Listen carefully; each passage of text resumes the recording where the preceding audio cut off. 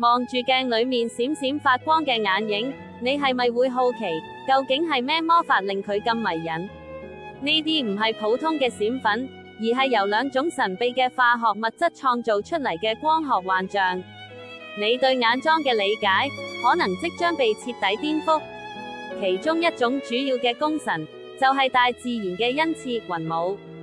佢係一種礦物，經過研磨之後，會變成細緻嘅薄片。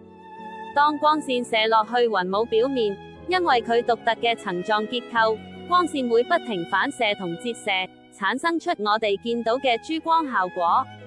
另一位主角就係秘鹽，佢係人造嘅結晶體。相比雲母嘅柔和珠光，秘鹽帶嚟嘅係更強烈、更金屬化嘅閃光。